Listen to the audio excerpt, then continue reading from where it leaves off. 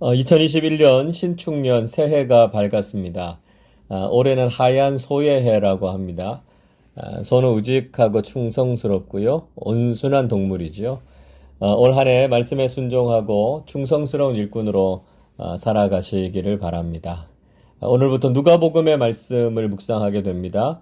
의사 누가가 기록한 예수님의 복음을 통해서 새벽마다 하나님의 풍성한 은혜를 누리실 수 있기를 바랍니다. 오늘은 누가복음 1장 1절부터 25절까지 말씀을 통해서 하나님의 은혜를 함께 나누겠습니다. 우리는 믿음의 가정에도 문제가 생길 수 있다 하는 것을 경험하게 되죠. 오늘 본문에 나오는 사가랴와 엘리사벳은 제사장 가문 출신이었습니다. 5절 말씀 보시면 유대왕 헤롯 때에 아비야 반열에 제사장 한 사람이 있었으니 이름은 사가랴요 그의 아내는 아론의 자손이니 이름은 엘리사벳이라 이야기하고 있습니다. 사가랴라고 하는 이름은 하나님께서 기억하신다라고 하는 뜻이죠. 사가랴는 아비야 반열에 속한 제사장이었습니다. 엘리사벳, 엘리쉐바라고 하는 말은 하나님은 나의 맹세이시다라고 하는 의미입니다. 그녀도 역시 아론의 자손이니까요. 대제사장 집안입니다. 이들 부부가 아주 견실한 믿음의 가문 출신임을 알 수 있습니다. 또 그들은 하나님 앞에서 의인이었고요. 흠이 없는 사람들이었습니다. 6절 이렇게 말씀하지요. 두 사람이 하나님 앞에 의인이니 주의 모든 계명과 규례대로 흠이 없이 행하더라. 이 두 사람은 하나님 앞에서 의인이었습니다. 그래서 그들은 하나님의 모든 계명과 규례대로 흠없이 행했습니다. 그들은 경건의 모양만 있었던 것이 아니라 경건의 능력, 경건의 삶을 실천하는 사람들이었습니다. 자, 그런데 문제는 사가랴와 엘리사벳의 가정에 자식이 없었다는 것이죠. 7절 보십시오. 엘리사벳이 잉태를 못함으로 그들에게 자식이 없고 두 사람의 나이가 많더라. 그들은 제사장 가문 출신의 의롭고 흠이 없는 삶을 사는 사람들이었습니다. 그러나 그 가정에도 아주 심각한 문제가 있었습니다. 그것은 엘리사벳이 아기를 갖지 못했다라고 하는 것이고 게다가 그들은 나이도 많았습니다. 여러 번 말씀드리지만 믿음의 가정이라고 해서 문제가 없는 것은 아니라는 것이죠. 믿음의 가정이든지 그렇지 않든지 언제나 인생의 문제는 있게 마련입니다. 자, 그러면 믿음을 가지고 살아가는 것이 믿음이 없는 것과 무슨 차이가 있습니까? 믿음이 없으면 문제에 매몰되고요. 문제 때문에 낙심하게 됩니다. 그러나 믿음의 사람들은 문제 때문에 기도하게 되고요. 문제보다 더 크신 하나님을 경험하게 됩니다. 그래서 우리가 인생에서 경험하는 문제는 절대로 우리를 망하게 하는 게 아니라는 것이지요. 오히려 문제 때문에 하나님의 은혜를 경험하게 된다는 것입니다. 사가랴와 엘리사벳의 믿음과 그 기도에 하나님께서 응답해 주셨습니다. 그래서 비록 그들의 나이가 많고 엘리사벳의 태의 문이 닫혀 있었지만 하나님께서는 그 문을 여시고 그 가정에 자녀를 주셨습니다. 그리고 그 아들이 아주 특별한 인물이 되었던 것을 볼 수 있습니다. 금방 볼 때는 문제인 것처럼 보였지만 오히려 그 문제가 믿음의 사람들에게는 놀라운 축복이 되었다라고 하는 것을 경험하게 된 것이죠. 태어난 아이의 이름은 요한이라고 불렸습니다. 사가랴의 가문에는 그런 이름이 없었지만 하나님께서 주신 이름이었습니다. 그만큼 하나님 앞에서 특별한 인생을 살아야 했기 때문이었죠. 자, 세례 요한 어떤 인물이었습니까? 먼저 세례 요한은 다른 사람들의 기쁨이 되는 사람이었습니다. 14절 보십시오. 너도 기뻐하고 즐거워할 것이요 많은 사람도 그의 태어남을 기뻐하리니. 요한의 탄생을 사가랴도 많은 사람들도 기뻐할 것이라고 말씀하고 있습니다. 요한은 그 존재 자체가 기쁨이 되는 사람이었습니다. 여러분, 우리 그리스도인과 교회는 그 존재 자체가 많은 사람들과 세상의 기쁨이 되어야 합니다. 교회와 그리스도인들이 사람들에게 기쁨과 행복을 주어야지 세상의 골칫거리나 문제거리가 되면 안 되죠. 우리 때문에 세상의 기쁨과 행복이 넘쳐나기를 기도하실 수 있기를 바랍니다. 둘째로 세례 요한은 하나님 앞에서 큰 사람이었습니다. 15절 이렇게 말씀하지요. 이는 그가 주 앞에 큰 자가 되며 이렇게 말씀합니다. 요한은 주 앞에서 큰 자가 될 것이다 말씀하십니다. 요한은 하나님께서 귀중히 여기시고 하나님의 일을 위해서 존귀하게 쓰임받는 인생이 되었습니다. 누가복음 7장 28절 이렇게 말씀합니다. 내가 너희에게 말하노니 여자가 낳은 자 중에 요한보다 큰 자가 없도다 말씀하죠. 예수님께서는 세례 요한이 여자가 낳은 자 중에 가장 크다고 하셨습니다. 이 말씀은 세상적인 관점에서 크고 성공했다 이런 말이 아니죠. 하나님께서 보시기에 가장 크고 소중한 인물이라는 이야기입니다.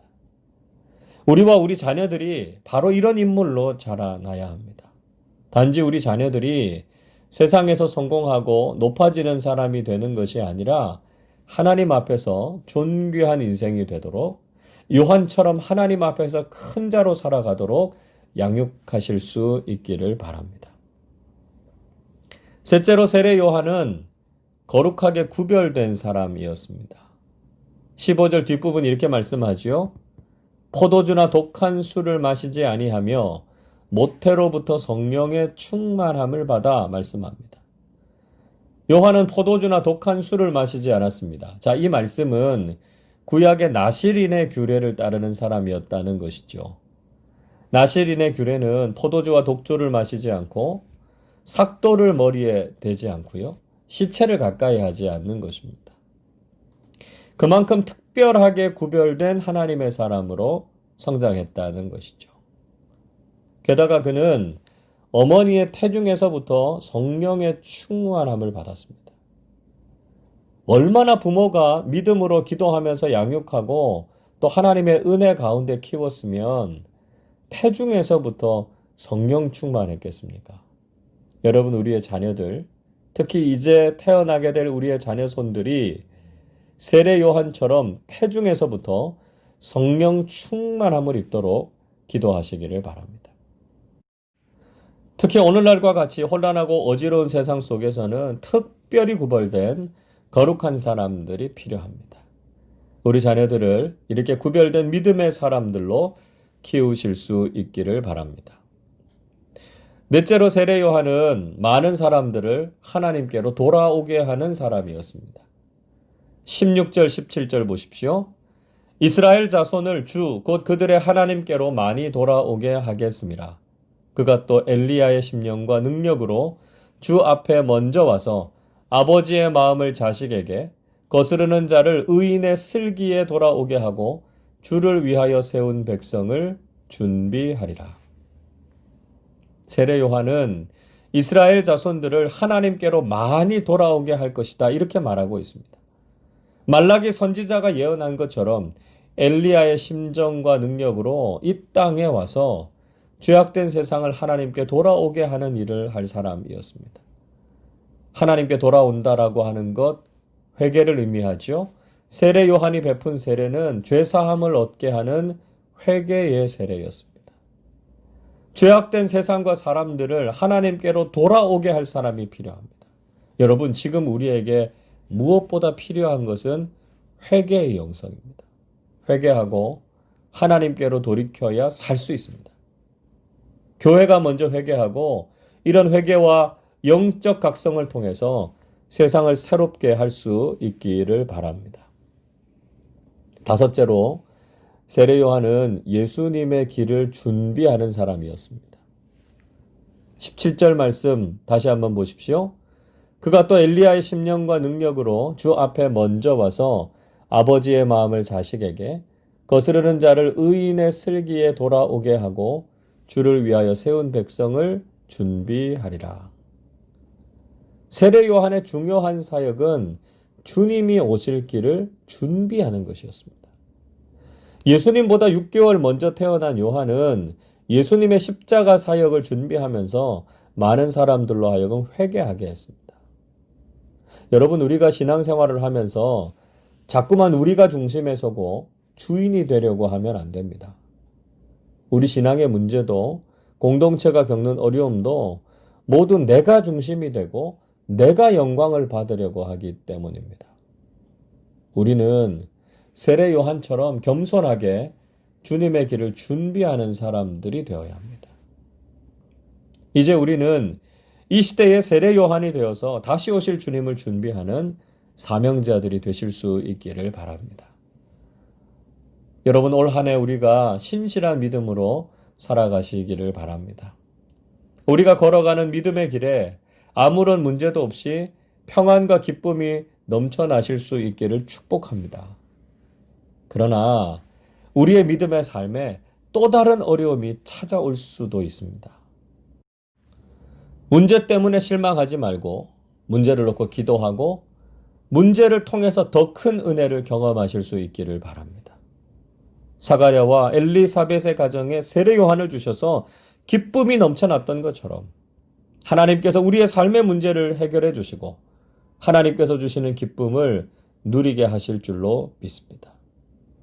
문제가 해결될 뿐만 아니라 하나님께 더 귀하게 준비되어서 쓰임받는 한 해가 되실 수 있기를 바라고요. 하나님께 큰 영광 올려드리는 이 한 해가 되시기를 주님의 이름으로 축원합니다. 기도하겠습니다. 사랑하는 하나님 아버지, 힘들었던 2020년을 마무리하고 2021년 신축년 새해를 하나님의 말씀으로 힘차게 시작하게 하시니 감사드립니다. 새해에는 작년과 같은 고난과 시련이 없게 하시고 문제가 해결되고 기쁨이 회복되는 한 해가 되게 해 주시옵소서.